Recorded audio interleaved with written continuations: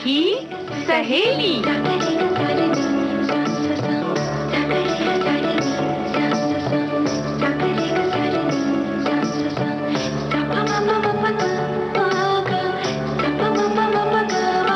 सखी सहेली।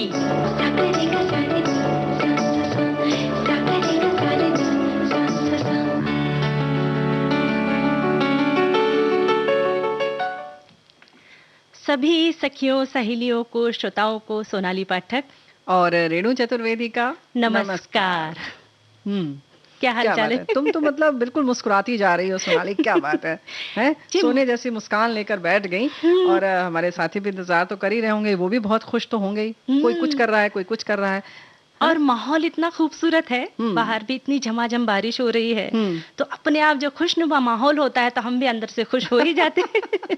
और भाई हमारी कोशिश भी यही रहती है सोनाली कि हमारे बहुत सारे साथी, जरूरी नहीं है कि उनके पास भी आसपास जो माहौल है वो खुशनुमा हो सकता है कहीं गर्मी हो, कहीं कुछ अलग तरीके की परेशानी हो, या हो सकता है बिजली रानी ना आ रही हो, कुछ नाराज हो गई हो, तो कुछ काम में बहुत व्यस्त होंगे हमारे साथी, कुछ आराम फरमा रहे होंगे। तो लेकिन हम लोग जब मिल जाते हैं ना तो माहौल खुशनुमा बन ही जाता है। तो भाई सभी को एक बार फिर से नमस्कार, और ऐसे ही खुश रहिए, खिलखिलाते रहिए। पास का जो वातावरण है वो जब आप खुश रहेंगे तो अपने आप खुशनुमा बन जाएगा। और हम लेकर क्या हाजिर हैं ये भी तो बता दें। आज हम बच्चों की परवरिश के बारे में बातचीत करेंगे, और साथ ही गीत मंजरी में आज हम जीवन साथी पर भी बात करेंगे। क्या बात है, जीवन साथी की बात करेंगे। और दादी माँ के नुस्खे में हम लेकर हाजिर हैं आज बड़ा मीठा मीठा सा गुड़, और इसके क्या फायदे हैं, क्या क्या और भी चीजें हैं, इसके बारे में तो बात करेंगे ही। वहीं बहुत सारी चीजें ऐसी होती हैं अक्सर हम नकार नहीं पाते बहुत सारी चीजों के लिए, तो वो एक कला है, वो कैसे कहें और कब कहना जरूरी है। ऐसा ना कि आप अपनी आदत ही बना लें ना कहने की, तो कब कहें, कैसे कहें, कब कहना जरूरी है, इन सब बारे में बात करेंगे। लेकिन अगर गीत सुनाने की बात सोनाली कहोगी ना तो मैं बिल्कुल ना नहीं कहूंगी, है ना? तो फिर गीत सुनते हैं। हाँ बिल्कुल।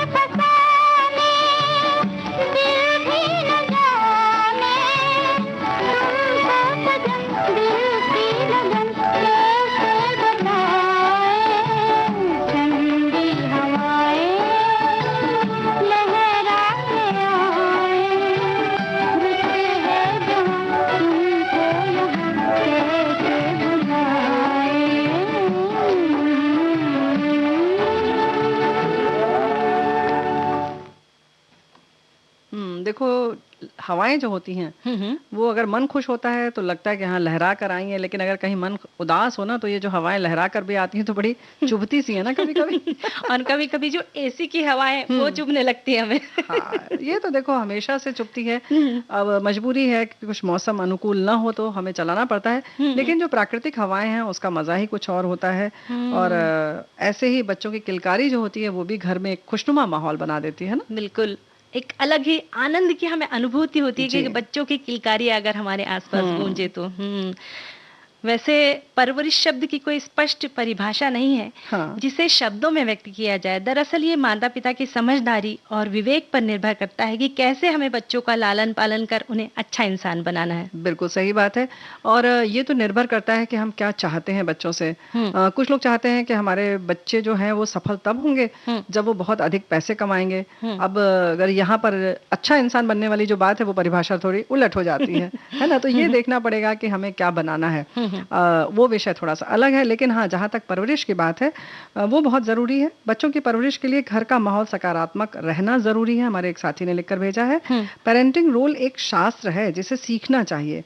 माता पिता पहली पाठशाला है। ये तो हम सब जानते हैं। बच्चों में आत्मविश्वास, नजरिया, एकाग्रता, चरित्र विकसित करना एकेडमिक एक्सीलेंस के साथ ज़रूरी है। तो ये बात बिल्कुल सही है, लेकिन बात फिर वो आती है कि ये सारी चीज़ें कैसे आए बच्चों में, है कि नहीं। बच्चों को अगर हम अनुशासन का पाठ पढ़ाते हैं तो अपने आप उनमें ये सब चीजें आ जाएगी। खुद अनुशासन में भी हमें रहना चाहिए ताकि आपकी देखा सीखी बच्चे जो है वो अनुशासित हो जाए। जी हाँ। और एक जरूरी बात है रेणु जी की अपनी इच्छाएं उन पर ना ला दे। बेहतर होगा कि उनकी क्षमताओं को पहचान कर उन्हें उचित मार्गदर्शन करें। बिल्कुल मार्गदर्शन दें और एक सीमा तक ही मार्गदर्शन भी दें। उन्हें इतना सक्षम बना दें कि वो स्वयं निर्णय लेने के लायक हो जाएं, है ना। आप उनके विवेक को इस तरह से विकसित करें कि वो खुद समझ सकें कि हमें क्या करना है क्या नहीं करना है। जैसे एक छोटा सा उदाहरण है कि अगर आपके घर में बच्चे को थोड़ी तबीयत खराब है तो आप उन्हें दवा अगर पिलाते हैं तो बच्चे बहुत नाराज हो जाते हैं। बहुत कड़वी दवा होती है, बहुत बहुत मतलब चिल्लाते हैं, गुस्साते भी। अगर बहुत छोटा बच्चा है तो बहुत हो जाता है, लेकिन अगर थोड़ा समझदार बच्चा है तो आप उसे बैठ के समझाइए कि बेटा देखो ये अगर तुम अभी खा लोगे तो तुम्हें बाकी जो समस्याएं इस वक्त हैं उनसे तुम्हें छुट्टी मिल जाएगी। तो तुम निश्चित करो कि तुम्हें ये खाना है या नहीं खाना है, या पूरे दिन बुखार में रहना है। तो बच्चा तुरंत कहता है अच्छा लाओ खा लेते हैं। तो ये क्षमता जो है वो हमें शुरू से धीरे धीरे विकसित करनी होगी, है ना। यानी उन्हें एकदम से रौब झाड़ के या डांट के बताने से बेहतर समझाएं। और एक श्रोता ने ये भी लिखा है कि बच्चों के घर में आने से खुशी का माहौल तो बनता ही है, साथ ही जिम्मेदारी भी बढ़ जाती है। सभी माता पिता चाहते हैं कि उनका बच्चा स्वस्थ और आत्मनिर्भर बने। अच्छी परवरिश देकर ये सब हासिल किया जा सकता है। अगर हम परवरिश की बात करें तो इसकी कोई परिभाषा या तरीका नहीं होता है। इसके लिए स्थिति के मुताबिक समझ बूझ की जरूरत होती है, क्योंकि हर बच्चे अलग अलग है। सब पर एक ही नियम नहीं लागू हो सकता। सभी बच्चों की परवरिश अलग तरह से होती है। कुछ बच्चे जहां प्यार की भाषा समझते हैं तो कुछ शक्ति की। इसलिए अगर यह कहा जाए कि परवरिश का यह एकमात्र तरीका है तो ऐसा कहना गलत होगा। आपके घर के और आपके आसपास के माहौल को देखने के बाद ही परवरिश कैसी करनी है ये निर्धारित कर सकते हैं। बिल्कुल सही बात कही, बहुत अच्छी बात आपने कही। ये बात तो बिल्कुल निश्चित रूप से तय है, क्योंकि हर बच्चा एक तरीके से टैकल नहीं होता है, उसको आप नहीं संभाल सकते, क्योंकि ये गणित नहीं है कि हमेशा 2 के 2 4 होगा, है ना। कभी 5 भी हो सकता है, कभी 3 भी हो सकता है। तो इसके लिए जरूरी है कि आप उनके साथ बहुत अच्छा व्यक्त समय गुजारें। ऐसा नहीं कि सिर्फ हम गुजार रहे हैं, हम बैठे हैं, तो उनके संग कुछ गुणवत्तापूर्ण जो समय है वो उनके साथ व्यतीत करें। हालांकि दोनों काम काजी हैं बहुत सारी जगहों पर, लेकिन इसका मतलब नहीं कि जो भी समय आप गुजार रहे हैं वो बहुत अच्छा होना चाहिए कि हाँ बच्चे को लगे कि उसे कुछ हासिल हो रहा है और आप भी उसे कुछ दे रहे हैं। और उससे ज्यादा महत्वपूर्ण सोनाली ये है कि समय निकालें बच्चों के लिए। वो बच्चे भविष्य हैं, उनकी पूरी अभी नींव रखी जा रही है, उनका पूरा भविष्य का निर्माण हो रहा है और उसकी जिम्मेदारी आप पर है। तो बहुत महत्वपूर्ण है कि आप उसके लिए समय जरूर निकालें, है ना। और बच्चों के आदर्श आप खुद बनिए। इसके लिए पति पत्नी दोनों को बच्चों के सामने कभी भी बहस या लड़ाई नहीं करना चाहिए। जो भी बातचीत करनी है वो एकांत बैठकर आप चर्चा करके भी सुलझा सकते हैं। अभी तो तुमने कहा कि लड़ाई नहीं करनी है, तो मतलब अकेले में लड़ा जा सकता है। लड़ना नहीं है, हाँ, तो बस लड़ना हमें ही नहीं है ना। हाँ, बिल्कुल सही बात है कि बस हम जो भी अपनी बातें हैं हुँ, पढ़े लिखे एक समझदार होने का हमें परिचय देना चाहिए हुँ, जीवन साथी के तौर पर। अभी तो हम जीवन साथी की भी बात हुँ, करेंगे, हुँ, लेकिन जीवन साथी के तौर पर यानी कि दाम्पत्य जीवन में पति पत्नी के रूप में भी एक हमारी जिम्मेदारी होती है हुँ, कि किस तरह से हम बातों के साथ अपनी जो समस्याएं हैं, हुँ, कोई हुँ, मतभेद है, हुँ, उसको सुलझा लें। और वही धीरे धीरे बच्चे सीख भी जाते हैं, है ना। हुँ, हुँ, हुँ, तो बच्चों की छोटी-छोटी आदतें होती हैं, उनके परिवार व परवरिश के बारे में बहुत कुछ कही जाती हैं। बच्चों में आदतों का बीज माता-पिता को ही बोना पड़ता है। हुँ, तो भाई ज़ाहिर है कि हमें बिल्कुल भी ऐसा आदर्श प्रस्तुत नहीं करना है। बच्चों में बहुत सी अच्छी-बुरी आदतें होती हैं, जिन्हें देखकर उनकी परवरिश का पता लगता है। और छोटी उम्र में ध्यान देना इसलिए भी ज़रूरी है, क्योंकि सामान्य लगने वाली ये आदतें भविष्य के लिए उनको तैयार करती हैं। इसलिए अब जब अच्छी आदतें बचपन में ही बो दी जाएँगी, तो भविष्य बेहतर होगा। ये हमारे साथी ने लिखकर भेजा है, हुँ, हुँ। सोनाली। ये कितनी अच्छी बहुत बात सही लिखी है। बात लिखी है ना? हाँ, बिल्कुल सही बात है। और क्या? बातचीत करें या गाना सुने? अरे! तो ये तो हमारे साथी वैसे चाह रहे होंगे कि अब गाना हो जाए, तो फिर सुन लेते हैं गाना। फिर हमने कहा ना, इसमें हम ना नहीं करेंगे।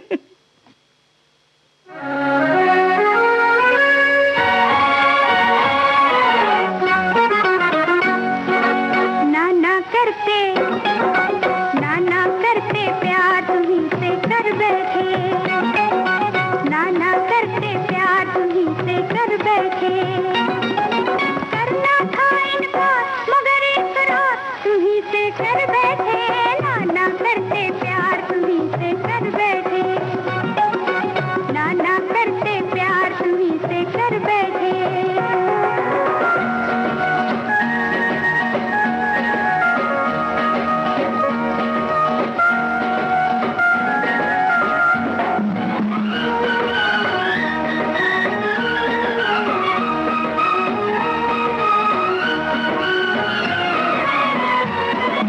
हमको है पता जो तुम्हारी दास्तां थी, होठों पे तो ना थी, होठों पे तो ना थी, मगर दिल में आती।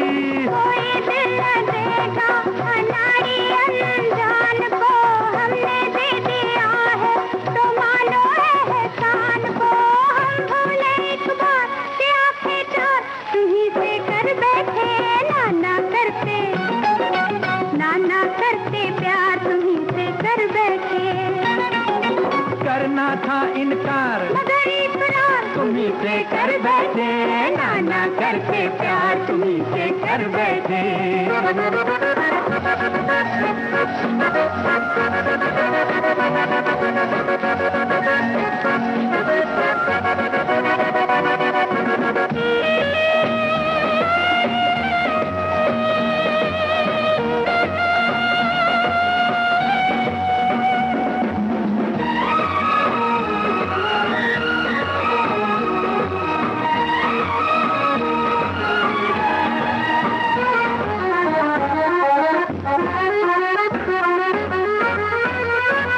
छोड़ो रहने दो ये झूठे अफसाने, ऐसा क्या है तुमने, क्या झूठी ऐसा क्या है तुमने कि हम हो दीवाने, फिर भी तुमने ख्वाबों में आना नहीं छोड़ा, तीर नजरों के चलाना नहीं छोड़ा। ये शिकवा सरकार हजारों बार तुम्हीं से कर बैठे, नाना करते प्यार तुम्हीं से कर बैठे, करना था इनकार मगर इकरार तुम्हीं से कर बैठे, नाना करते प्यार तुम्हीं से कर बैठे, नाना करते प्यार तुम्हीं से कर बैठे।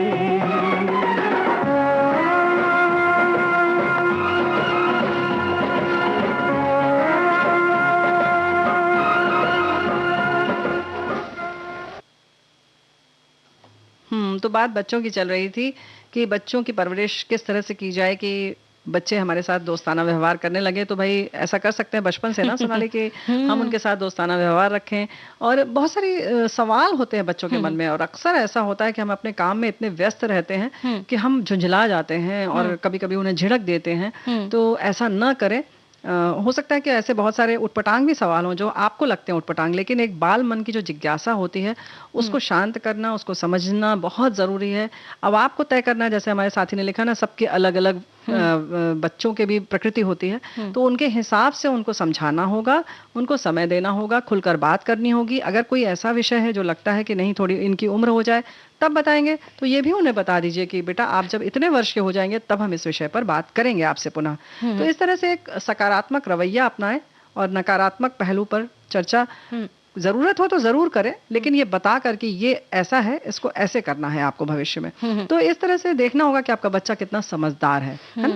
और तो लेकिन उसके लिए जरूरी है कि आप समझदारी का परिचय दीजिए। जी। और रेणु जी, एक और बात है कि बच्चों को हमें आत्मनिर्भर बनाना चाहिए, उन्हें स्वयं के काम स्वयं को करने दें। उनकी उम्र के मुताबिक उन्हें घर के छोटे मोटे कामों में भी हमें उन्हें सम्मिलित करना चाहिए, उन्हें सिखाना चाहिए। बिल्कुल सही बात है। अक्सर हम सोचते हैं कि हमारा काम, भाई अगर ये आएगा तो कुछ गिर जाएगा, कुछ हमारा काम बढ़ जाएगा, और ये सोचकर हम अपने बड़े, कहते हैं कि बड़े आराम तलब हो जाते हैं और हम सोचते हैं फटाफट हमारा काम हो जाए और इसको हम इसमें जोड़े ना। तो भाई ऐसा ना करें, उन्हें जोड़ें। तो ठीक है, आपको थोड़ी समय आपका ज्यादा लगेगा, आपको थोड़ी परेशानी होगी, लेकिन भाई बच्चे हैं आपको पालना है, तो परेशानी क्या है ना? ऐसे ही तो वो सीखेंगे ना थोड़ा थोड़ा और करके। एक बार है ना, माएँ परेशान रहती कि अरे भाई वो बच्चा है जो स्कूल का होमवर्क नहीं कर पाएगा टाइम से, अगर हम काम बताएंगे तो स्कूल में पीछे रह जाएगा, इसलिए हम उन्हें बहुत ऐसे सहेजते हैं बच्चों को कि नहीं, उन्हें ये काम नहीं बताना, उन्हें बस पढ़ाई पढ़ाई। पर ये जो छोटे छोटे काम होते हैं, इनसे भी बच्चे बहुत कुछ सीखते हैं। जी हाँ। तो इस बारे में बड़े प्यारा तरीका है, और इन्होंने एक उदाहरण के तौर पे बताया है कि बच्चों की परवरिश पर हमारे साथी ने लिखा है कि मेरा कहना है कि एक बीज लगाकर जैसे खाद की जरूरत है, वैसे ही हम अच्छे वाचन की, विचारों की, संवाद की, अच्छे वर्तन की, मतलब बोलना, विचारों का बात करना, वर्तन यानी लेखनी की बात, और इस तरीके की चीज, सत्य की, प्रेम की, सद्भाव की, दया, करुणा की खाद बच्चों को देते हैं, तब वो उत्तम फल अवश्य देगा। जैसे माता पिता को अपने बच्चे पर गौरव होगा, ये कठिन साधना भी है। क्या बात है, बहुत सही बात कही। बिल्कुल सही बात है। जैसे हमने कहा ना कि हम लोग सोचते हैं हमारा काम भाई अगर हम करेंगे अकेले तो बड़ी आसानी से हो जाएगा और थोड़ा कम समय लगेगा, तो ऐसा मत करें। बच्चों को पालना जो कहते हैं ना साधना है, हमारे साथी ने लिखा है, तो इसको मानकर चलें और इसके लिए तैयार रहें। और कभी कभी ऐसा होता है ना रेणु जी की बच्चे जिद कर बैठते हैं किसी चीज की। अब लोग बच्चे जिद नहीं करेंगे तो हम और तुम तो नहीं करेंगे ना। पर उसमें होता क्या है कि बच्चे बड़े होशियार होते हैं, बहुत चालाक होते हैं कि उन्हें पता है कि हमारी माँ जो है हमारी जिद पूरी करती है, तो वो माँ के पास ही जिद करते हैं। पर तब माँओं ने भी ध्यान रखना है कि नहीं भाई, पिताजी मना कर रहे हैं तो इसके पीछे कोई बात जरूर होगी। तो इस वक्त दोनों में एकता होनी चाहिए। हाँ, बिल्कुल सही बात है। तो बच्चे चालाक नहीं होते हैं, बच्चे भोले होते हैं, हम उन्हें चालाक बना देते हैं। अगर हम इस तरीके का व्यवहार करेंगे, दोनों में मतैक्य नहीं होगा। हो सकता है कभी कभी पिता कुछ गलत कह रहे हो या माँ कुछ गलत कह रही हो, लेकिन उस समय उनकी बात का समर्थन करना चाहिए। बाद में आप अकेले में इस बात को समझा दें कि भाई ऐसा नहीं होना है। तो उसका लाभ तो भाई देखो, हम लोग भी तो एक दूसरे की कहीं कहीं जो मतैक्य नहीं होता उसका फायदा उठाते हैं, तो बच्चे भी उठाते हैं। तो बच्चे समझदार तो होते ही है ना भाई। किसने कहा कि उनकी बुद्धि कम होती है? नहीं, बुद्धि तो बहुत, आजकल के बच्चे तो इतने होशियार नहीं, हमेशा से। क्या तुम नहीं थी समझदार? बहुत समझदार थी। तो भाई क्योंकि बच्चे मान, अपमान, दुख, सुख सब समझते हैं। छोटे हैं, चुप रह जाते हैं। तो मान अपमान की जब बात होती है, तो जैसे कि कुछ मेहमान आ गए, कभी बच्चों ने नमस्ते नहीं किया या कुछ अभिवादन नहीं किया, तो हम उनको बिल्कुल पीछे पड़ जाते हैं कि ऐसा क्यों नहीं किया, करो करो। अभी क्या होता है कि बाद में उनको इतनी शर्म आती है, इतनी उनको लज्जा आती है कि वो अपमानित सा महसूस करते हैं। तो उस समय उन्हें छोड़ दीजिए। हो सकता है अगली बार कोई मेहमान आए या कोई बड़ा आए तो वो खुद ब खुद करेंगे, है ना? या बाद में समझा दीजिए, है ना? और ऐसा भी होता है कभी कभी कि हम माता पिता बच्चों की कभी कभी झूठी प्रशंसा भी कर देते हैं मेहमानों के सामने। हमेशा करते हैं वो तो। भाई बच्चे का मतलब क्या कहना चाहिए, प्रदर्शन जो होता है ना, वो अपना प्रदर्शन हो जाता है। अच्छा हमने क्या क्या सिखाया है। है ना? तो ये भी बात गलत है, क्योंकि अगर वो बच्चा वो चीज नहीं कर पाया, हमने हमारा बेटा बहुत अच्छा गाना गाता है, हमारी बेटिया बहुत अच्छी कविता, और बच्ची ने अगर नहीं बोल के दिखा तो हमें खुद को अंदर से बुरा लगता है। तो जो है, जो सच है उसे हमें स्वीकारे कि नहीं, हमारा बच्चा ऐसा है, बहुत अच्छा है ना? एक बात और है कि कभी कभी ये तो हो गई कि कैसा वो प्रदर्शन कर रहा है या उसकी क्या गुणवत्ता है, लेकिन ये भी है कि कभी उसकी इच्छा नहीं है आज कुछ करने की, तो जरूरी नहीं है कि हम पीछे पड़ जाए कि नहीं आज तुम करो ही इसको, सिर्फ इसलिए कि कोई आया है और वो मतलब। लेकिन क्योंकि उसके मनोभाव को समझना चाहिए, आज उसका मन नहीं है, कविता सुनाना, श्लोक सुनाना, कुछ भी हो सकता है, ABCD सुनवाने लगते हैं हम, बहुत सारी चीजें, बहुत छोटे बच्चों तो कहते हैं बेटा आई बताओ, कहाँ आईज कहाँ है, नोज कहाँ है, ये सब करवाते हैं। तो भाई उसको एक कहते हैं ना कि एक खिलौने की तरह ना इस्तेमाल करें, वो इंसान है, उसके मनोभाव को समझे। अगर उसकी इच्छा नहीं है तो आज उसे छोड़ दें, ना कि उसके पीछे पड़ जाएं, है ना। और आजकल बच्चे जो है उन्हें अकेले 1 या 2 बच्चे होते घर में तो उन्हें अपनी चीजें बांटने की आदत नहीं होती, तो उन्हें मिल बांट के रहना भी हमें सिखाना चाहिए कि बस ये मेरा कमरा है, कोई मेहमान आए तो भी मैं शेयर नहीं करूंगा। हाँ, बिल्कुल सही बात है। तो इसकी शुरुआत कैसे कर सकते हैं? देखो, इसकी शुरुआत के लिए ये है कि छोटी छोटी चीजें होती हैं, जब हम कुछ खाते हैं, चॉकलेट हो या एक फल ही खा रहे हैं, केला भी, तो सब लोग बांट के खाएं। आपस में बच्चों को आदत डालें कि माता पिता हैं, घर में कोई कुछ उसका दोस्त आया है, उसको भी देकर ही वो खाए। तो इसी तरह से सब चीजें जो है वो साझा करने की आदत होनी चाहिए। और एक जरूरी बात है रेणु जी की बच्चों को विवाह उत्सव समारोह में भी शामिल करें, ताकि बच्चों को है मिल बांट कर रहने की, यानी जैसे अब घर पे रहते हो, हमारा कमरा है, हमारी चीजें, पर जब हम किसी फंक्शन में जाते हैं वहाँ पे कैसे मिलजुल के सब लोग रहते हैं, एक कमरे में सब मिल के रहते हैं, ये शेयरिंग भी हमें सिखाना चाहिए। हाँ, यानी कि कोई भी समारोह हो, परिवार में हो, मित्रों के घर में हो, या कोई भी सार्वजनिक स्थान पर हो, या कहीं ऐसे जाना है घूमने फिरने, सब लोग मिल के जा रहे हैं, तो वहां जरूर बच्चों को ले जाए। ये ना सोचे कि इसको परेशानी होगी, इसको तो एसी नहीं मिलेगा, या उसको अलग से साफ सुथरा बाथरूम नहीं मिलेगा, इसके हिसाब से नहीं मिलेगा। तो उन सब चीज़ों की भी उसको आदत पड़नी चाहिए। तो कहीं ना कहीं सोनाली फिर वही होता है कि हम अपनी आदतों में भी कभी कभी बंधे रहते हैं, और धीरे धीरे वही आदत जो है वो बच्चों में पहुंच जाती है। तो पहले अपने आप को देखें कि हम क्या सब जगह सामंजस्य स्थापित कर पा रहे हैं, एडजस्ट कर पा रहे हैं, जा रहे हैं या नहीं जा रहे हैं। अक्सर हम भी तो नहीं जाते बहुत सारी जगहों पर, अरे नहीं वहाँ बहुत भीड़ होगी, वहाँ ठीक से ना खाना मिलेगा, ना नहाने को मिलेगा, ना बाथरूम सही मिलेगा, तो हम नहीं जाते, है ना। तो इस तरीके की जो है ना बहुत आराम तलबी की जो आदत है, अगर हमने डाली है तो जाहिर है बच्चों में आएगी। तो जैसे कहा ना कि हम लोग जो वही करें जो बच्चों से चाहते हैं, तो अपने आप सब कुछ हो जाएगा। और अब गीत सुनते हैं।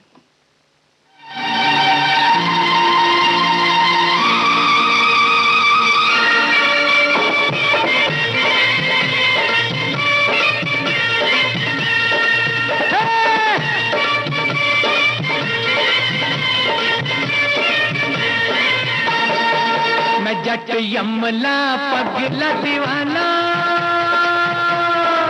मैं जट यमला पगला दीवाना हो रब्बा, इतनी सी बात न जाना के ओ मैनू प्यार कर दी है, साडे उत्ते वो मर दी है, के ओ मैनू प्यार कर दी है, साडे उत्ते वो मर दी है। मैं जट यमला पगला दीवाना हो रब्बा, इतनी सी बात न जाना के ओ मैनू प्यार कर दी है, हाय हाय हाय साडे उत्ते वो मर दी है।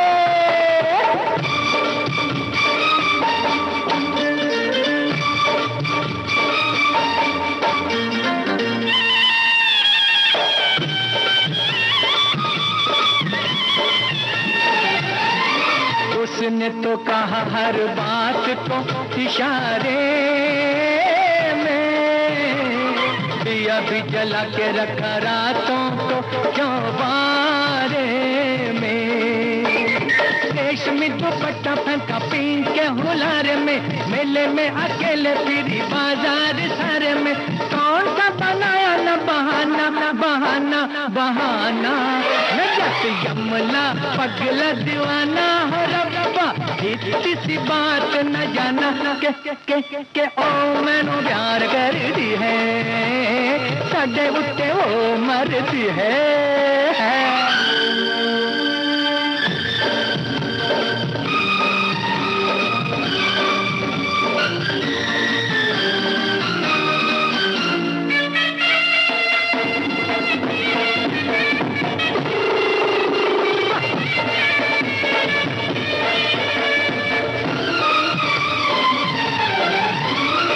ऐसा नहीं होता तो वो ऐसे शर्माती ना, मुझे आते देख सड़क पे भाग जाती ना, जुल्फों के घूंघट में मुखड़ा बड़ा छुपाती ना, छोटी सी उम्र में वो जान को लगाती ना। प्रेम का रोग पुराना पुराना पुराना, मैं जट यमला पगला दीवाना हो रब्बा, किसी बात न जाना के ओ मैनू प्यार करती है, साडे उत्ते ओ मरदी है, के ओ मैनू प्यार करती है, साडे उत्ते वो मरदी है, मैं जट यमला।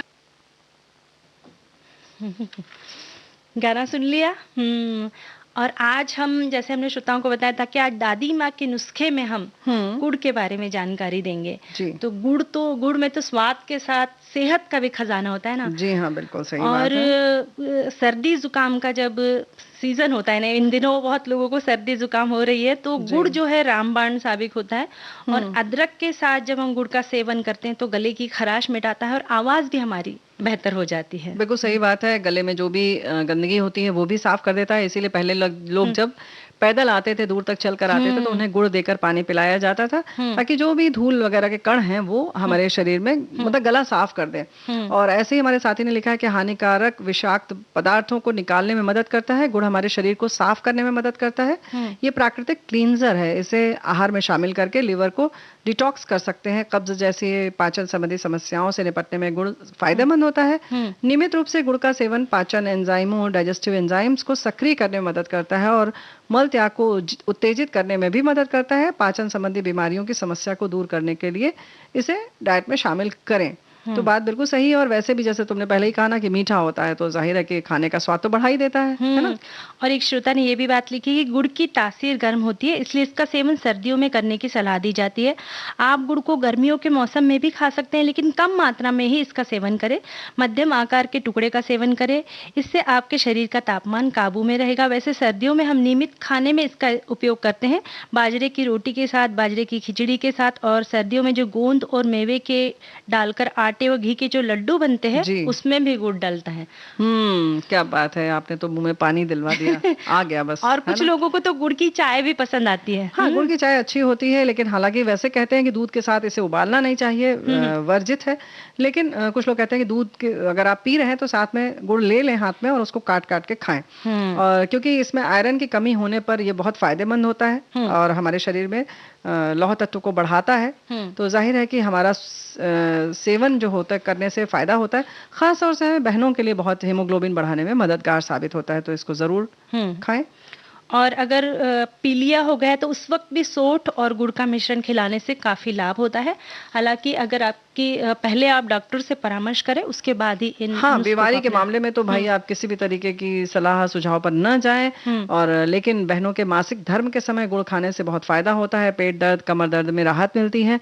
इससे गर्माहट भी मिलती है शरीर में, क्योंकि शरीर का तापमान बढ़ा रहता है, तो शरीर का जो तापमान होता है उसको व्यवस्थित रखता है यह।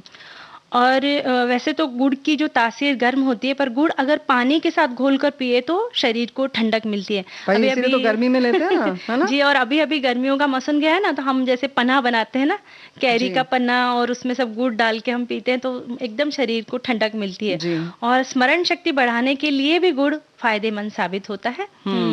और वैसे भी जो शक्कर हम खाते हैं उसकी जो प्रक्रिया होती है वो बहुत रासायनिक पदार्थ उसमें लगते हैं, तो ज्यादा बेहतर है कि गुड़ का अधिक से अधिक सेवन किया जाए।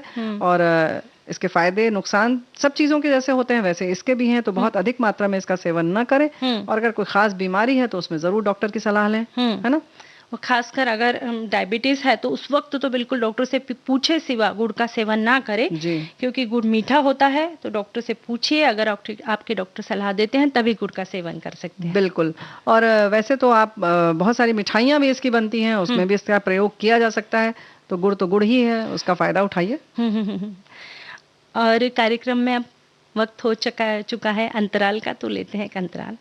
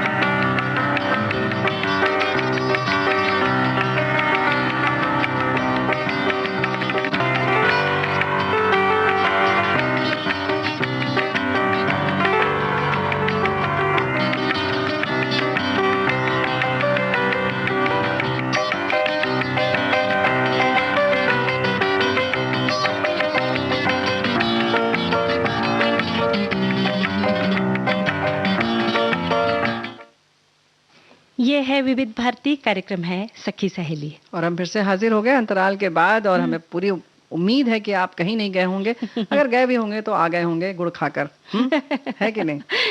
जब हम कुछ बातचीत करते हैं तो हमारी भी इच्छा हो जाती है ना कुछ खाने पीने की, गुड़ की। तो बस हम तो प्रोग्राम के बाद में गुड़ की चाय पीने की हमने इच्छा रखी है, तो शायद पूरी हो जाए। है भाई, इसके मामले में फिर हम कहेंगे कि ना नहीं कहेंगे, है कि नहीं? और अक्सर ऐसा देखा गया है कि लोग औरों के हाँ में हाँ मिलाते हैं, पर कब ये उनकी आदत फिर जरूरत बन जाता है। पर हमें इन आदतों को हटाकर ना बोलना सीखना चाहिए, जिससे हम इस हाँ के कारण खुद को बहुत ज्यादा तकलीफ में डाल देते हैं ना। जी हाँ, बिल्कुल। अक्सर ऐसा होता है कि हमारी इच्छा होती है कहीं ना कहीं कि हमें कोई बुरा ना कहे, हमारी तारीफ बराबर होती रहे। तो इस चक्कर में भी हम कहीं कहीं अपने आप को फंसा लेते हैं, कहना चाहिए, और ना नहीं कहते। तो उस समय आपको थोड़ी तकलीफ जरूर होगी, थोड़ा आपको लगेगा कि आपकी कहीं बुराई हो रही है या आपने ना कह दिया, लेकिन भाई उससे बचें और आप अपनी लंबी जो समस्या है उससे दूर रहें, है ना? और कई ना कहने के कई सारे कारण है ना रेणु जी। जैसे अब किसी कारणवश आप किसी के साथ बाहर नहीं जाना चाहते हैं, क्योंकि उस वक्त आपकी प्राथमिकता कुछ और काम की है, और उस वक्त आप स्पष्ट रूप से मना कर दे, नहीं तो आप अपने काम को समय नहीं दे पाएंगे, और आपका ना अपने काम में मन लगेगा, ना आप बाहर जा रहे हैं वहां पर मन लगेगा। बिल्कुल सही बात है। कुछ ऐसे रिश्ते होते हैं जहां आपको तकलीफ होती है ना करने में, लेकिन इस छोटी छोटी चीजों से अगर वो रिश्ता टूटता है तो आप ये समझ लीजिए कि जो सामने वाला है वो उसके में इतनी समझ नहीं है कि आपके काम को, महत्व को समझ रहा है। तो हमें लगता है कि ये तो हम नहीं कहेंगे कि हाँ बहुत सारे ऐसे रिश्तों को आप छोड़ते चलें, लेकिन ये आपको तय करना होगा कि ये रिश्ता कितना महत्वपूर्ण है। क्योंकि अगर उसमें इतनी समझदारी नहीं है तो हमें नहीं लगता कि वो कहीं और भी आगे आपके लिए लाभप्रद होगा। तो बेहतर है कि आप ऐसे रिश्तों को खत्म कर लें, और ऐसे ही बनाएं। जैसे कहते हैं ना कि दानेदार दुश्मन ज्यादा बेहतर है नादान दोस्त से। तो ऐसे ही समझदार दोस्त आपके होने चाहिए, समझदार रिश्तेदार होने चाहिए, जो आपकी समस्या को भी समझे और आपके ना को भी समझे कि आपने क्यों ना कहा है ना? जी। और जब हम लोगों की हाँ में हाँ मिलाते हैं तो सामने वाला तो खुश हो जाता है, पर दूसरों को खुश करते करते हम खुद बहुत दुखी हो जाते हैं। तो अगर हम खुश रहेंगे तो ही हम दूसरों को आनंद दे सकते हैं ना। जी हाँ, बिल्कुल ये बात सही है। और अगर देंगे भी, आपको कभी कभी लगता है कि ठीक है हमने थोड़ी परेशानी सह ली तो क्या हो गया, वो कितना खुश हो गया, लेकिन आप खुद देखेंगे कि ये ज्यादा दिन नहीं चल पाएगा। तो क्या बेहतर है, वो उसको पहली बार में ही समझ में आ जाना चाहिए कि भाई ये यहाँ पर इस संबंध में ये होगा और ये नहीं होगा, है ना? अगर इनकी समस्या होगी तो ये नहीं जाएंगी, या ये पैसे नहीं देंगे, या बहुत सारी चीजें होती हैं। ऐसा नहीं है कि हम केवल कहीं जाने की बात में ही ना करते हैं। कभी कभी पैसे मांगने की बात आ जाती है और हम ना नहीं कर पाते। आपके पास बहुत समस्या होती है लेकिन आप ना नहीं कह पाते, लेकिन आप ना कह दें। कभी कभी तो हम दूसरों को उधार देने के लिए किसी और से उधार लेकर देते हैं। तो आप देखिए कितनी बड़ी दलदल में आप फंसने जा रहे हैं। तो ये आपको देखना होगा। और कभी कभी कोई हमारी सहेली या कोई हमें कोई चीज देते हैं, कहते हैं कि ये आप पे बहुत फबेगी, बहुत अच्छी लगेगी, आप इसे जरूर खरीदे। अब सहेली को कैसे मना करें, वो बेच रही है, इतने प्यार से हमें कह रही है, पर अगर आपको उस चीज की जरूरत है तो स्पष्ट रूप से नहीं कह दे कि नहीं भाई अभी मुझे जरूरत नहीं है, जब जरूरत होगी तब मैं आपसे खरीद लूंगी। जी हाँ, क्योंकि औपचारिकता में बहुत सारी जगहों पर हम फंस जाते हैं, और आजकल तो ये बहुत सामान्य सी बात हो गई है। आप जिससे भी बात करें या जिसके घर जाएं, वो कुछ ना कुछ बेच रहा होता है, कुछ ना कुछ व्यवसाय कर रहा होता है, चाहे छोटा या बड़ा। ऐसे में आपका पैसा तो जाता ही है, कहीं ना कहीं फालतू में हम अपने घर में सामानों का भी जो है ना अंबार लगा लेते हैं। तो इस बात को समझें और बता दें उन्हें कि स्पष्ट रूप से। फिर वही वाली बात है कि आप पहली बार लेंगे तो आप उन्हें लगेगा अच्छा ये अच्छे ग्राहक है हमारे, बार बार आग्रह करेंगे, फिर आप फिर उसी में चक्र में फंसते जाएंगे, है ना? और कई बार ऐसा भी होता है ना कि हमें कुछ जन्मदिन करना है, कुछ पार्टी रखना है, कुछ ऐसे करने पर सामने वाले हमें इंसिस्ट कर रहे हैं कि नहीं फलानी जगह पे आप लेके जाओ, पर आप देखिए कि आपका बजट कितना है। अगर नहीं है आपका बजट तो सामने वाला बहुत भी आपको कह रहा है तो भी अपने मन की सुने ना। बिल्कुल सही बात है। तो बजट की बात हो, समय की बात हो और व्यवस्था की बात हो, घर के अपने बच्चों की, अपने परिवार के साथ क्या करना है, हमारी प्राथमिकताएं क्या हैं, इन सब को ध्यान में रखते ही आप ना करना सीखें और उसको बहुत कलात्मक तरीके से कहें। ऐसा नहीं कि आपको संबंध समाप्त करना है, बल्कि बड़े प्यार से कहें तो अच्छा रहेगा, है ना?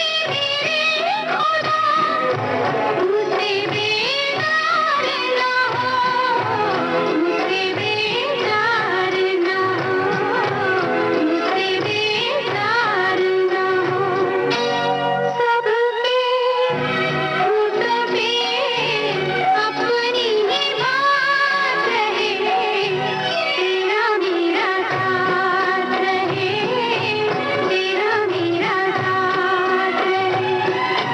धूप हो छाया हो, दिन हो के रात रहे, तेरा मेरा साथ रहे, हो तेरा मेरा साथ रहे, तेरा मेरा साथ रहे, तेरा मेरा साथ।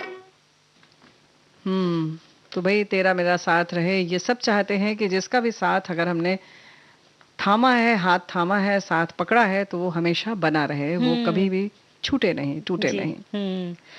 और जैसे आज हम जीवन साथी की बात करें तो जीवन साथी का भी साथ हमेशा बना रहना चाहिए। और जीवन साथी या पति पत्नी का रिश्ता रथ के दो पहिए जैसे होता है, जी। और अगर दोनों तरफ बराबर समतोल रहे तो जीवन रूपी रथ सुचारू रूप से चलता है। पति पत्नी को जीवन साथी कहते हैं। साथी का अर्थ कितना खूबसूरत होता है, क्योंकि साथी हर दुख में, हर सुख में साथ निभाता है।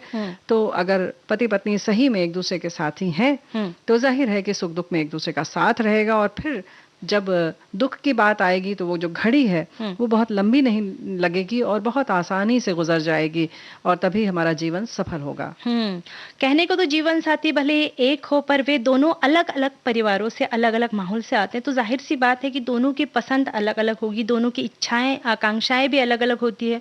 दोनों को एक दूसरे की इच्छाओं को महत्व देना चाहिए, तभी तो जीवन साथी को दिया और बाती की भी हम उपमा देते हैं ना। बिल्कुल सही बात है। और वैसे भी सम्मान देखो हर व्यक्ति को प्यारा होता है, चाहे वो किसी क्षेत्र से आया हो, चाहे किसी शहर से आया हो, या उसकी कोई भी उम्र हो। जैसे अगर हमने बच्चों की भी बात की तो जाहिर है कि सबका अपना एक सम्मान होता है। तो जीवन साथी अगर कुछ एक दूसरे को सम्मान देंगे तो जाहिर है कि ये रिश्ता और प्रगाढ़ होगा, और कहीं पे भी कोई किसी भी तरीके की खटास की गुंजाइश नहीं रहेगी।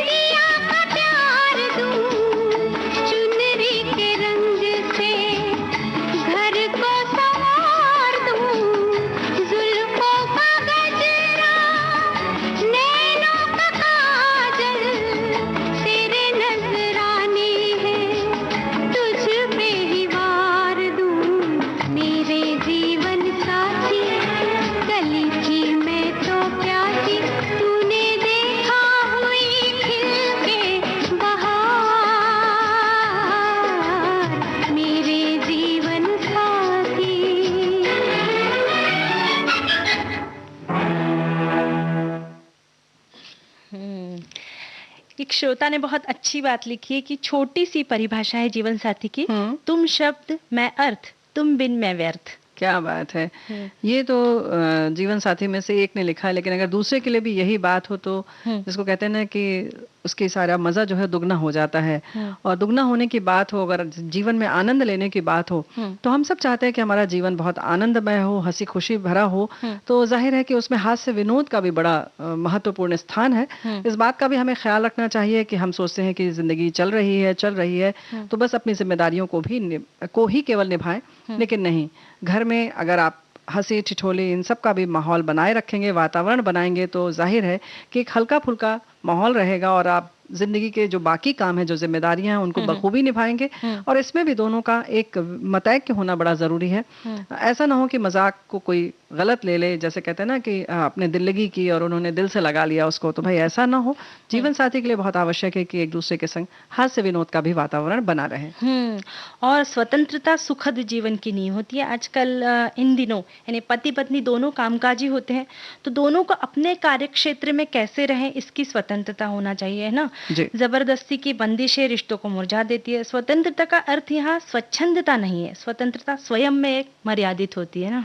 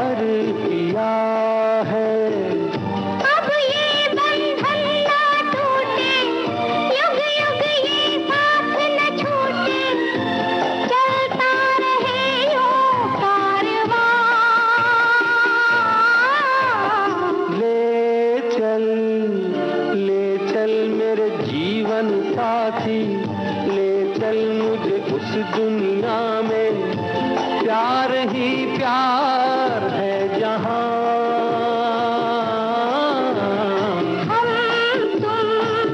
हम तुम जन्मों के साथी, हम तुम हो जिस दुनिया में, प्यार ही प्यार है वहाँ।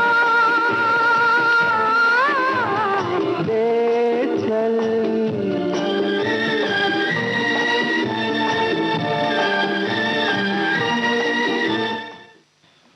भाई हम सब चाहते हैं कि प्यार से ज़िंदगी गुजरे और अभी तक हम यही बात कर रहे थे, लेकिन ऐसा भी होता है कि जब एक साथ रहते हैं तो थोड़ा मनमुटाव भी होता है, गुंजाइश उसकी भी रहती है, तनाव भी हो जाता है। ये बड़ी स्वाभाविक सी बात है, पर किसी की बात को बहुत ज़्यादा दिल पर न लगाएं, क्योंकि हमें ज़िंदगी भर साथ रहना है। कोशिश करें भूल जाएं, और सबसे महत्वपूर्ण बात है कि अगर आवश्यकता पड़े या न भी पड़े तो बात को ख़त्म करने, घर की शांति के लिए तुरंत क्षमा मांग लें।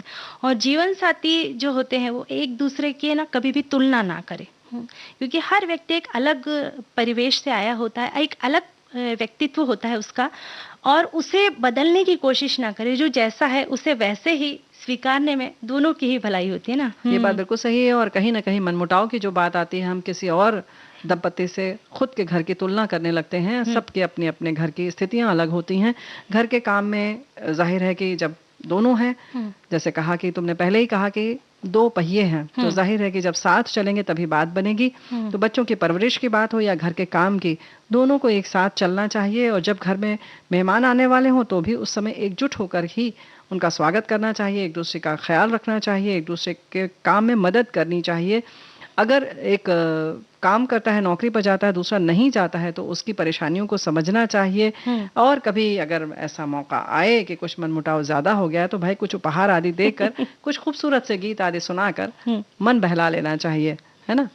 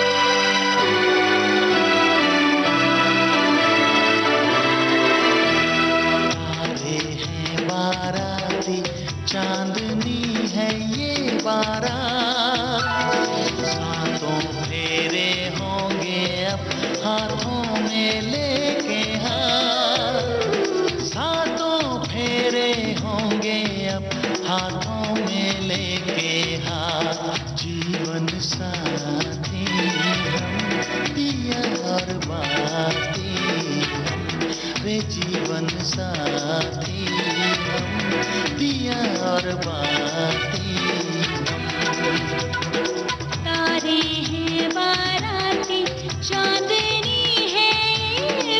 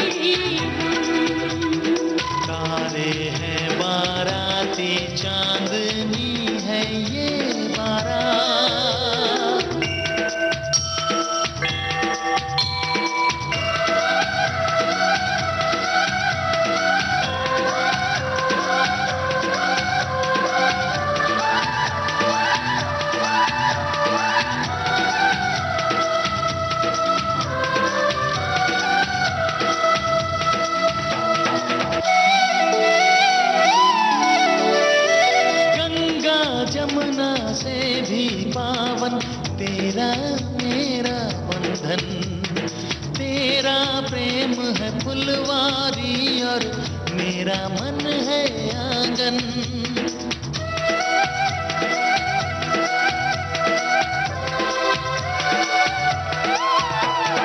जन्मों जन्मों का ही सजनी तेरा मेरा साथ, सातों फेरे होंगे अब हाथों में लेके हाथ, जीवन साथी हम दिया और बाती। भाई सोनाली, हमारे बहुत सारे साथियों ने गुड़ के बारे में बहुत कुछ लिखकर भेजा है। लिख रहे हैं कि आप दोनों की हंसी खुशी भरी बातें सुनकर हमें गुड लगता है, महसूस होता है कि हम गुड़ खा रहे हैं। वही हमारे एक साथी ने लिखा कि भाई हम तो गुड़ लेकर बैठ गए हैं। और एक ने हिदायत दी कि सोनाली जी, अगर आपको चाय पीना है तो चाय की पत्ती और गुड़ आदि उबाल लीजिए और उसको छान लीजिए, उसमें उसमें ऊपर से दूध डालिएगा, तो यानी कि गुड़ को दूध के संग मत उबालिएगा। तो कुछ चीजें, इन सारी चीजों का ख्याल रखिए, खुश रहिए और यूं ही कार्यक्रम सुनते रहिए। और अब इजाजत लेने का वक्त आ चुका है, तो आप सभी को सोनाली पाठक और रेणु चतुर्वेदी का नमस्कार।